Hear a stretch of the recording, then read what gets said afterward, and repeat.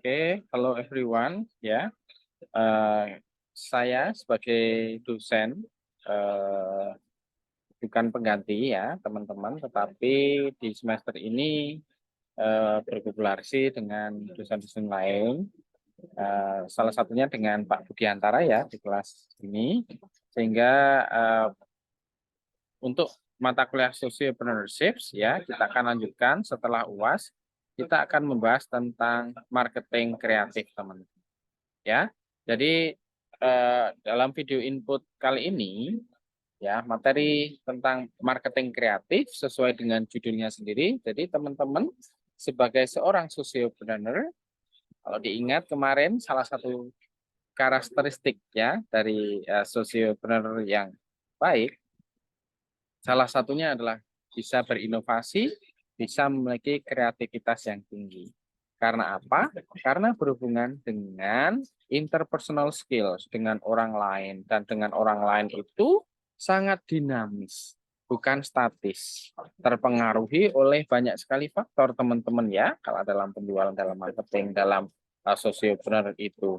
Lingkungan masyarakat yang berbeda-beda budaya, berbeda-beda usia pasar, berbeda karakteristik kebudayaan sosial, ya mereka demand dan requestnya juga bisa naik turun fluktuatif itu.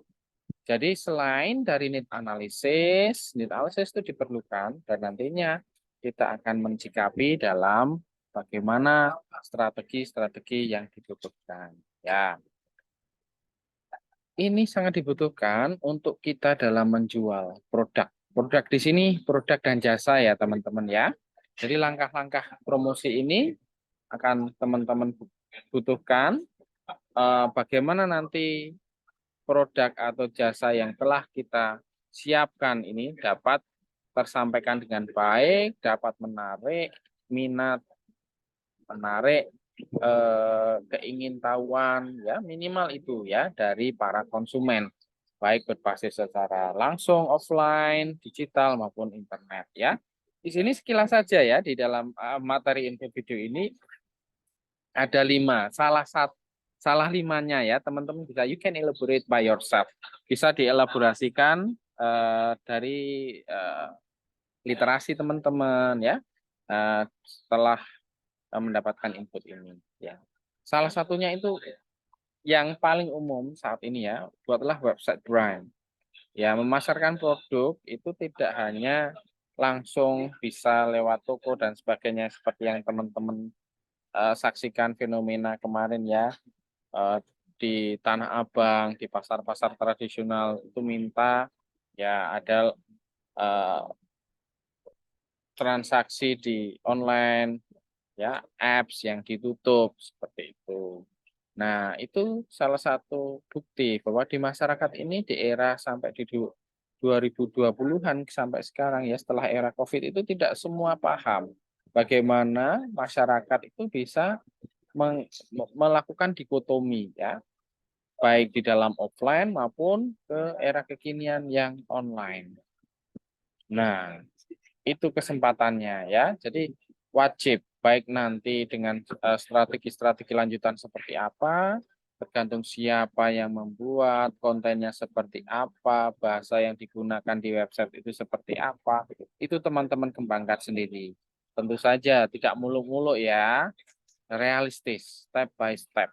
Nah, jadi teman-teman bisa itu. Kemudian di website, di blog kita, ya kita harus melakukan apa?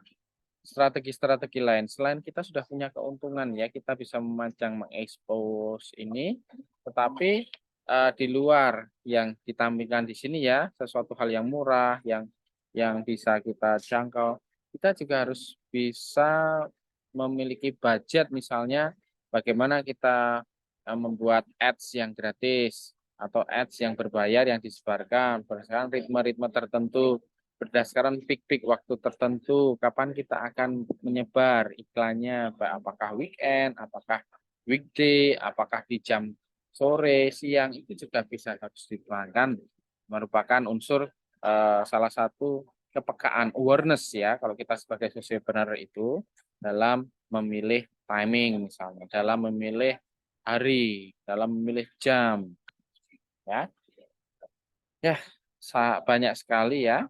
Community, bisa melalui blog, bisa kita sampaikan ke hal yang viral. Ya, iklan. Kalau yang menghandle, baik dalam skala sosiopreneur kecil maupun besar, ya harus butuh kreativitas. Tidak harus anak muda, ya. Orang tua dan sebagainya, kalau kreativitasnya jalan, kekinian, yang dibutuhkan pasar bisa. Contoh, misalnya hal-hal yang kontroversial, tetapi itu sebagai hook. Apa? Hook. Sebagai untuk memancing para pemirsa, pendengar, penonton, ya, spectators untuk melihat video itu. Jadi tidak hanya langsung skip ya, tapi penasaran apa. Walaupun itu mungkin mempertaruhkan ya self esteem, rasa malu misalnya karena harus butuh kepercayaan diri yang tinggi karena kontennya itu jokes. Ya, mungkin bisa yang kontroversial, tetapi endingnya mungkin ada twistnya, plot twistnya. Ya, ternyata mempromosikan produk.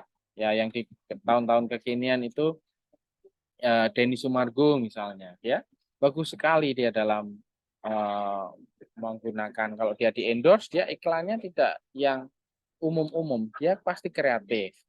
Ya, teman-teman sebutkan beberapa eh, selebgram atau youtuber dan sebagainya ya bisa.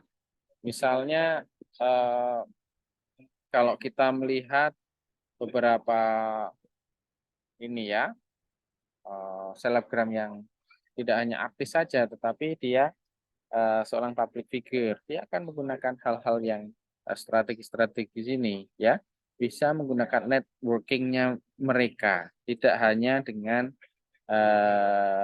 apa hal-hal yang hanya berkisaran dengan blog viral atau TikTok dan sebagainya. Jadi semuanya bisa teman-teman eh, lakukan sejauh yang teman-teman nanti pandang tepat ya, karena konsumen di masing-masing tempat itu berbeda ya. Barang-barang yang kita tawarkan pun juga berbeda ya, berbeda target pasar dan sebagainya.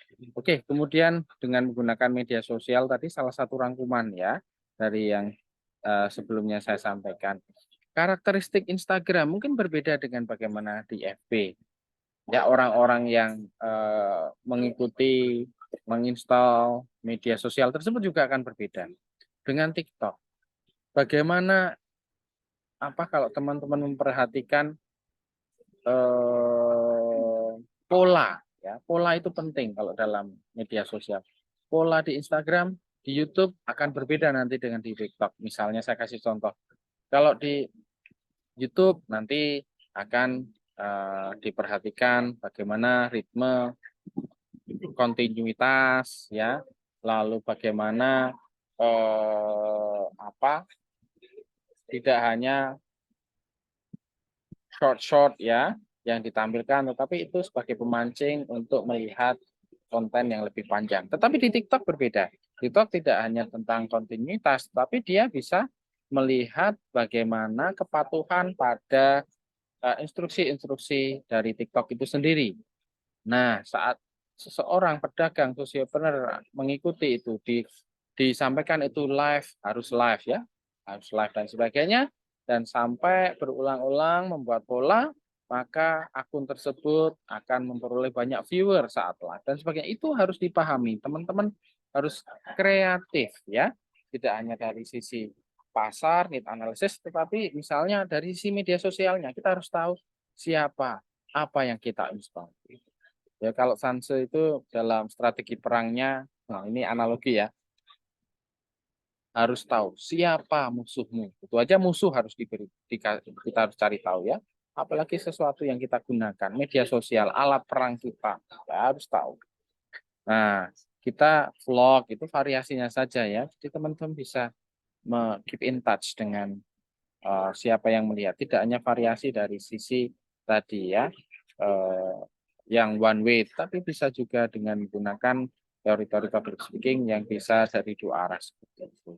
Ataupun iklan-iklan gratis ini hanya contoh ya, maupun yang konvensional.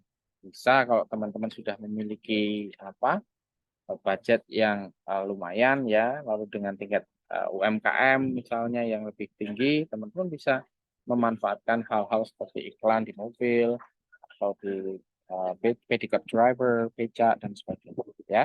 Jadi itu teman-teman, strategi marketing, strategi pemasaran yang kreatif, yang kontinu itu sangat bisa membuat pemasukan kita, income generating kita menjadi maksimal ataupun optimal ya. Jadi eh, pada kesempatan hari ini untuk mendukung ya produktivitas penjualan ya, kita harus menggunakan strategi marketing yang baik dari hulu ke hilir. Hulu ke hilir maksudnya kalau teman-teman masih dalam skala kecil ya dari hulu ke hilirnya individu teman-teman ya, mulai dari pembuatan.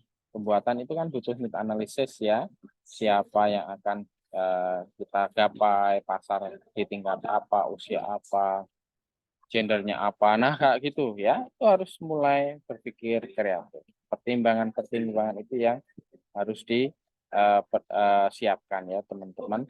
Jadi, kita hal-hal tersebut akan diterapkan pada inovasi produk tadi. Bagaimana produknya dibuat dan sebagainya, hulu hilirnya itu ya. Distribusinya, penyampaiannya, lalu bagaimana promosinya, bagaimana cara pembayarannya. Nah, mungkin yang terakhir ini yang belum disinggung. Penting nggak? Penting. Misalnya kalau orang mau melakukan pembayaran secepatnya karena dia butuh, tetapi responnya lambat atau secara umum tidak ada pertanyaan apa, tidak ada informasi yang bisa mudah didapat, dia akan pergi, dia akan cari yang lain. Frequently asked question mungkin penting, informasi umum, pembayarannya melalui apa itu penting. Eh, dalam bahasa Jawa itu ngalai ya, ngalai itu kita harus menyiapkan awal yang detail yang bagus, nanti secara rutinitas akan mudah. Kalau semakin kita menyiapkannya semakin lengkap, semakin detail ya, nanti dalam hal manajerial operasional rutinitas sehari-hari akan lebih mudah. Itu teorinya, hukumnya ya. Berbanding terbalik. Atau mungkin, oh mohon maaf, berbanding lurus ya, kalau kita menyiapkannya bagus, tinggi, ya, maka eh, hasilnya kita akan tinggi. Tapi kalau dengan apa kemudahan itu kita akan semakin mudah ya. Jadi itu trust me ya. About this. Nah, baik, itu mungkin yang bisa sebagai input dalam video ini. Selamat belajar dan jadilah sociopreneur yang kreatif ya dalam marketing kreatif. Oke, thank you for everyone. Goodbye.